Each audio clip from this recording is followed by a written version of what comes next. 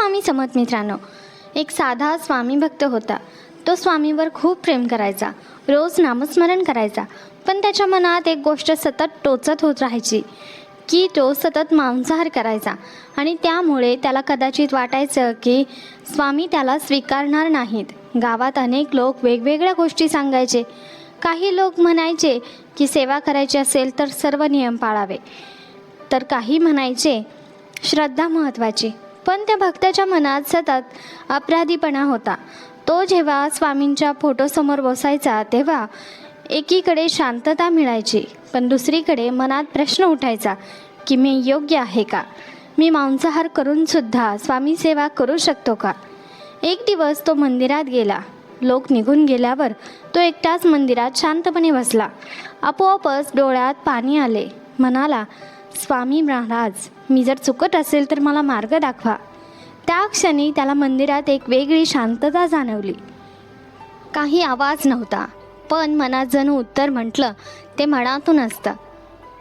त्या दिवसापासून त्याच्या आयुष्यात हळूहळू बदल सुरू झाला. तो स्वतःला दोष देण्याऐवजी स्वतःकडे समजून पाहू लागला. तो सेवा करत राहिला, मंदिर साफ करणे, गरिबांना मदत करणे आणि स्वामींचे नाम घेणे. पण मनातील प्रश्न अजून पूर्ण संपला नव्हता, तो अपूर्णच होता. एका रात्री त्याला विचित्र स्वप्न पडलं. तो एका मोठ्या रस्त्यावर चालत होता. आजूबाजूला अनेक लोक होते, काही धार्मिक, काही साधे, काही चुका करणारे. पण सगळ्यांच्या पुढे स्वामी चालत होते. स्वामी सर्वांना सारखेच नजरेने पाहत होते. त्यांना धडधडत्या मनाने विचारलं, मी तुमच्याजवळ राहू शकतो का? स्वामी हसले आणि म्हणाले, अरे मूर्खा, जवळ येण्यासाठी मन लागते, शरीराची सवय नाही.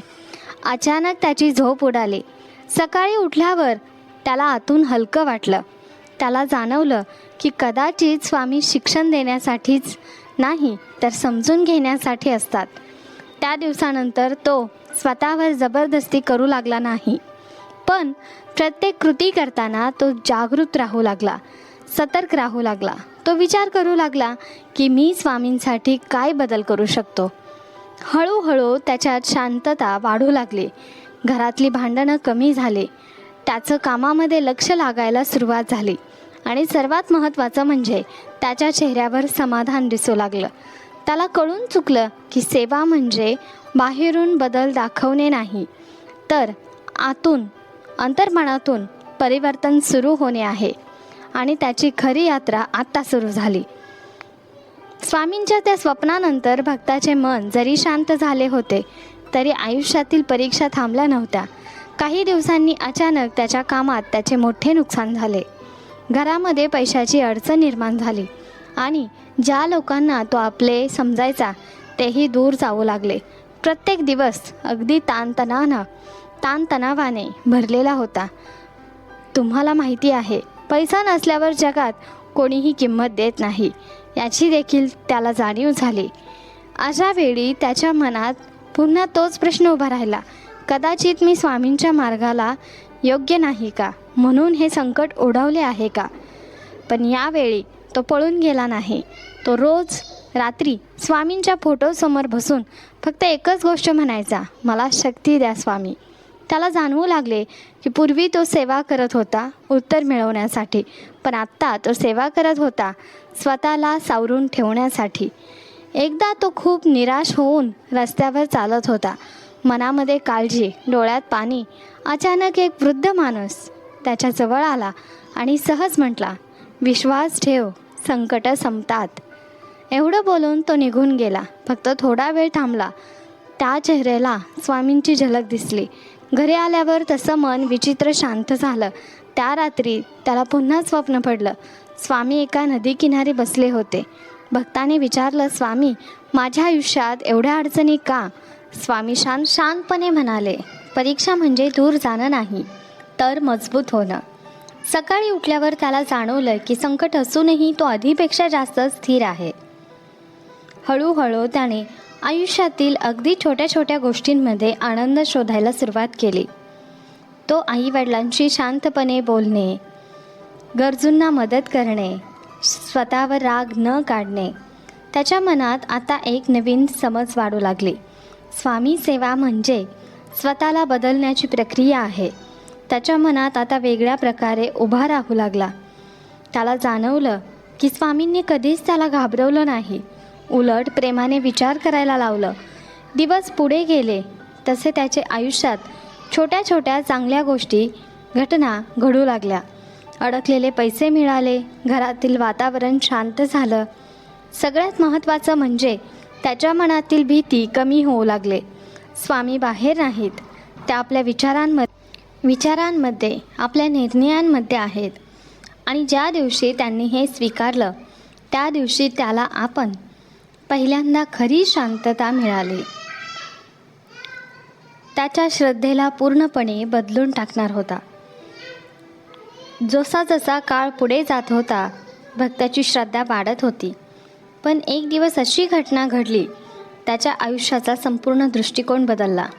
त्या दिवशी तो खूप थकलेला होता. दिवसभर कामात अडचणी, मनात ताण आणि रात्री घरी येऊन तो शांतपणे स्वामींच्या फोटोसमोर बसला. त्यांनी काही मागितलं नाही, फक्त शांतपणे डोळे मिटले. अचानक त्याला जाणवू लागले की खोलीत एखादी ऊर्जा आहे. मन शांत होत गेलं. नकळत त्याच्या डोळ्यातून अश्रू आले. त्या क्षणी त्याच्या मनात एक स्पष्ट विचार आला, तू स्वतःला दोष देत राहिलास, पण मी तुला कधीच नाकारलं नाही. त्याने धसकून डोळे उघडले, पण आजूबाजूला कोणीच नव्हते. तरीही त्या अनुभवाने त्याचे मन हलले. दुसऱ्या दिवशी तो मंदिरात गेला. तिथे एक साधू शांतपणे म्हणाले, सेवा म्हणजे प्रेम, भीती नाही. हे ऐकताच त्याला वाटलं जणू स्वामी स्वतः त्याच्याशी बोलत आहेत. त्याने त्या दिवसापासून स्वतःवर कठोर निर्णय लादणे पूर्णपणे बंद केले. मनाने प्रामाणिकपणे राहण्याचा मार्ग स्वीकारला. म्हणजे काही आठवड्यात त्याच्या सवयी आपोआप बदलायला लागल्या. ज्या गोष्टीबद्दल त्याला आधी द्विधा परिस्थिती निर्माण व्हायची त्या आता शांतपणे कमी होऊ लागल्या. त्याला जाणवले की मनामध्ये बदल जबरदस्तीने नाही, तर तो स्वतःच्या अंतर्मनातून होतो. एक दिवस तो आपल्या मित्रांसोबत बसला होता, तेव्हा त्याने सहज मांसाहार न करण्याचा निर्णय घेतला. त्या निर्णयामध्ये अपराधीपणा नव्हता, फक्त शांत समाधान होतं. त्याला कळलं की स्वामींनी त्याच्याकडून काही हिसकावून घेतलं नाही, पण हा बदल मात्र स्वामींनी घडवून आणलेला आहे. त्याने फक्त त्याला स्वतःला समजून घ्यायला शिकवलं. त्या रात्री स्वप्न पडलं की स्वामी हसत म्हणाले, जेव्हा मन बदलतं तेव्हा सवयी आपोआप स्वतः मागे राहतात. सकाळी उठल्यावर त्याला इतकी शांतता वाटली जणू आयुष्यभराचा भार उतरला होता. आता तो इतरांना सुद्धा सांगू लागला की स्वामी सेवा करण्यासाठी परिपूर्ण असणे गरजेचे नाही. अपूर्ण माणूसच स्वामी सेवेतून पूर्णत्वाकडे जातो. त्याने अनुभवलं की स्वामींची खरी कृपा म्हणजे माणसाला हळूहळू योग्य दिशेला नेणे.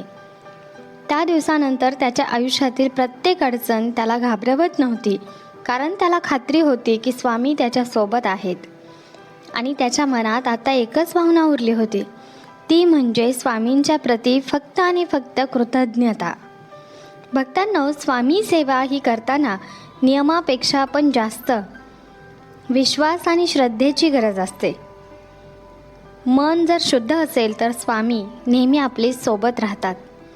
हा माहितीपूर्ण व्हिडिओ आणि कथा तुम्हाला जर आवडली असेल तर नक्की लाईक, शेअर आणि चॅनलवर नवीन असाल तर सबस्क्राईब करा. तसेच कमेंट करा. संपूर्ण व्हिडिओ पाहिल्याबद्दल आभार.